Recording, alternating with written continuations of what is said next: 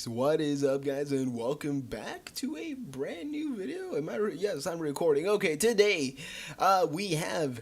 Ooh, did not mean to pop that up. Okay, there we go. We have the official FIFA 19 title update number 4 pitch notes. Let me tell you guys this, as it says in the title right now.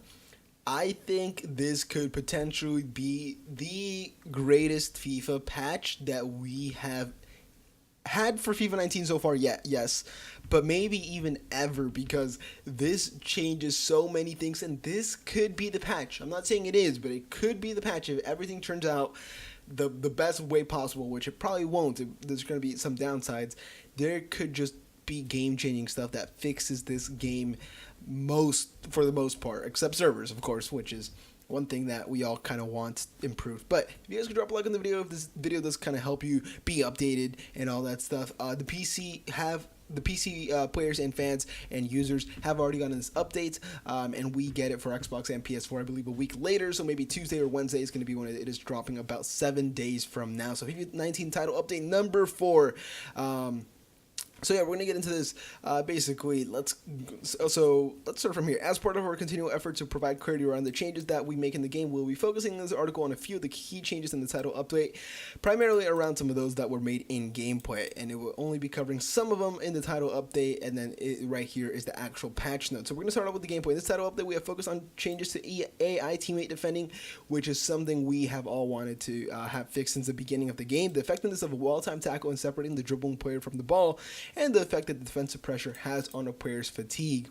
AI teammate defending. We have heard feedback from the community at times it didn't feel like manually controlling your defending players was rewarding enough, and that letting the AI defend was effective enough that the reward of controlling your defending players wasn't always worth the risk. This is something that I kind of had to learn the hard way.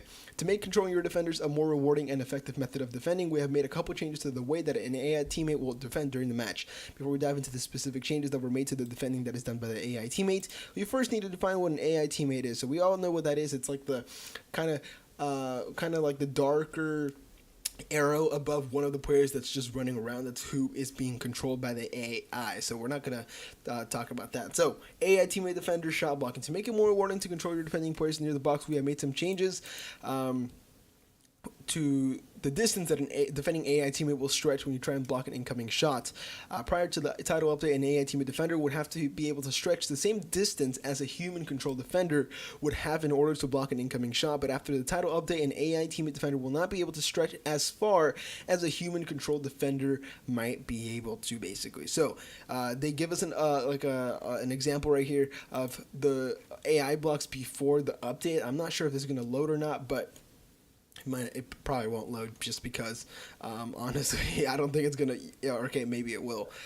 So is it going to stop? Yeah, it's going to stop. So we're just going to let that load. We're going to keep talking.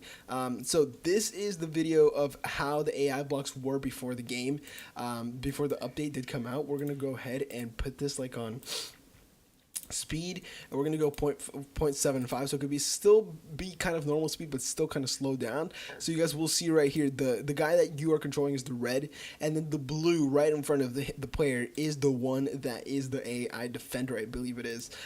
Or actually, no, the blue.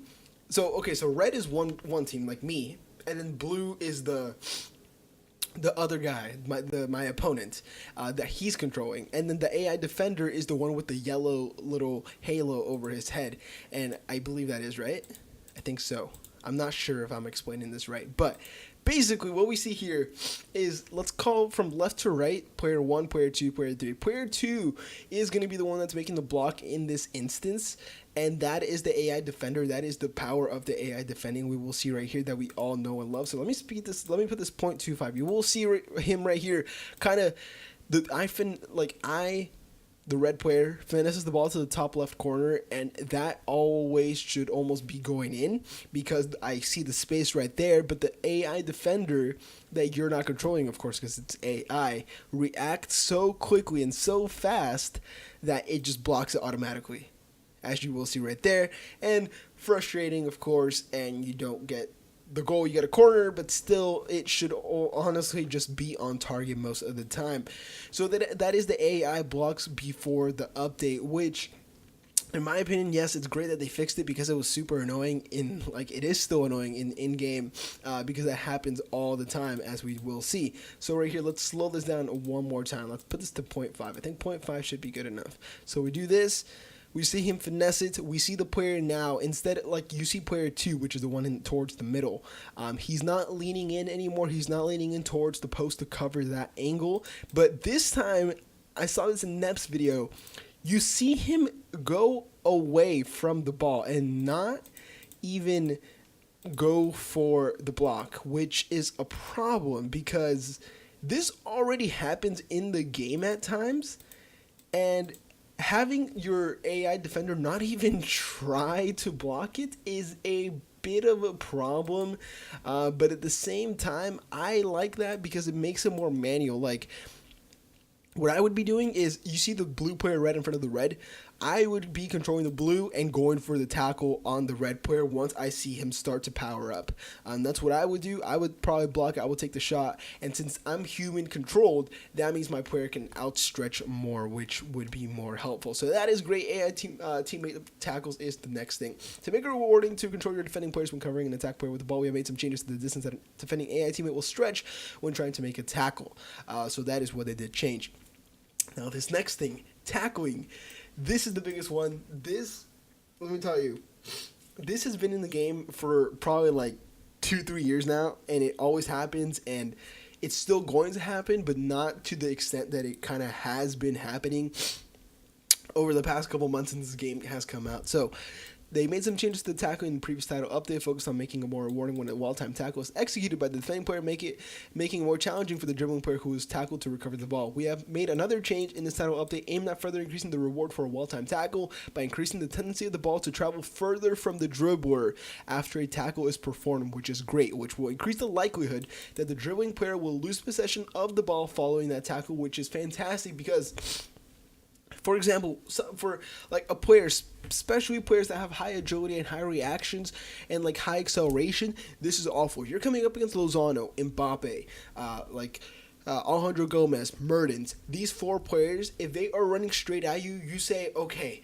what do I do here? Because if I don't control my AI, or if I don't control my defender, he's going to blitz past me. Let me try and tackle him. Sometimes you press the B button, you're close, you're like at the 18-yard box, you press the B button, and you made the tackle, but the guy gets the ball back. Someone like Mbappe, Alejandro Gomez, Mertens, how I said, 3-4 players will automatically react, get the ball back quicker than the defender can do anything, get the ball back, beat the wrong goal, and score. It just bounces back to him, and that's just classic FIFA 19, or just classic FIFA like cheese, AIDS, what we like to call it. And it's one of the most frustrating things because you're like, I'm making a tackle, why is it going back to him? It just falls right back to him. So I'm happy that they are fixing this. But the thing is, I've watched these videos already, and I want to make one really clear point. So we're going to see exactly right here what we are talking about, what I was talking about. So the blue player makes the tackle. Let's go speed, 0.25. Exit out of that. Press from the beginning, play from the beginning. And you will see the red player dribble towards him, and then the blue player tries and comes to make the tackle, times it perfectly, and it falls right back to the red player as the red player can react more quickly, and that is the main point. Now, the thing is, right here, it's in a 1v1 situation where there's only 2 players involved, and you guys will see here on the second video. The thing is, they yes, it's great that they've put these videos out, and it's fantastic actually that they've put these videos out, man. Like, I am really happy that they have done this, but they should make it in a real game situation where there's a right back, there's a left back, there's a center back, there's 3 more attackers. Because look at this, if the red player is going towards the blue makes a tackle, it's great that the ball is now going to go further away, and it's great that in a 1v1 situation that is going to save you a lot of times. But what if you're like 2v1 or 3v2 or something like that, and you tackle it away, and then there just happens to be another player there that's attacking, and you get an easy finesse shot. Like right here, let's say where the ball is right now on the screen, right here, I don't know if you can see my mouse, but right here, let's say there's a player right next to the ball. What is he going to do now? He's just going to hit a time finesse shot past the goalkeeper to the right post. And that's an easy goal, an easier goal than it was before. So that's the problem. But at the same time, that's not something EA can fix just because it's a football game. You know, like it can be unrealistic to the point where if the defender tackles him, it just blasts across the field and out for a throw, and it can't be like that. So I think this is the most realistic thing they can do, and I think it's the perfect fix, and I don't think they can even fix it more. Like, if it bounces back to someone else, then that's just the game being the game. Defensive pressure, we were seeing that players were defending with lots of pressure, constant pressure with the dynamic tactics, basically not impacting enough by fatigue by the end of the match, which makes this fantastic. So they increase the impact of fatigue of playing with defensive pressure. And this change will have the biggest impact of fatigue when playing with constant pressure enabled in your active game plan or when using team press, which is the one that you use with the D-pad. This change will have reduced impact of fatigue when playing with pressure on heavy touch or pressure after possession loss enabled in your game plan. So this is great. Before the title update, you can see that their fatigue levels were depleted, but there was still a fair amount of energy left on the player. So this is the 80th minute constant pressure before title update. So this is basically before the title update. This like kind of the stamina your players would have. You guys will see here common trend is that defenders have the most stamina, and then typically like your midfielders have the lowest stamina. So Pogba, Fred, Goretzka, Muir have the lowest stamina of the whole team. And then you guys will see right here, Fred is dead. Goretzka, Thiago, Ribery, Robin, Moore are dead. Your fullbacks are both dead. Like, you guys will see, there's a huge difference. Like, look at this. For example, Juan Mata, Martial are nearly at half stamina left, or fatigue, and then Martial and Mata are basically done by the 80th minute. So if you play with constant pressure and all this stuff, it's going to kill your players. So you have to be very tactical when it comes to implementing these into your game, which I think increases the skill gap hugely, because if I come up against a guy that has constant pressure, I'm going to be like, okay, you know what? I'm going to play slow. I'm going to pass it around the back. I'm going to just try and keep the ball for 70 minutes. When a 70th, 75th, 80th minute comes around, I'm going to sub on Lozano, Mbappe, and I don't know, another guy like I don't know, Timo Werner, who I have as my red card, 86 rated striker. I'm going to sub them on. I'm going to send through balls. I'm going to change my tactics to long ball, and I'm just going to play them in through on goal with LB wide chip through ball, and they're going to be in on goal. I'm going to win my FUT Champs game because I knew he was playing constant pressure. So you have to know when to use the constant pressure. If you're down one goal in the 90th, not in the 90th, if you're down one goal in the 75th minute and you've been playing slow possession game the whole time, you're like, okay, let me pause it, or let me use my dynamic tactics, and let me put constant pressure for these last 15 minutes so I can press for the goal. I know my players are going to get tired, but it's my best shot of winning. So it kind of adds to that skill gap. When can you use constant pressure? How much can you use it? And if it really does benefit you or not, because you can be using players with low stamina, which would hurt your team overall, which means that players with high stamina are going to be much more valuable to your team. So star heads, 42 more star heads for players. So they will go ahead and update star heads for teams.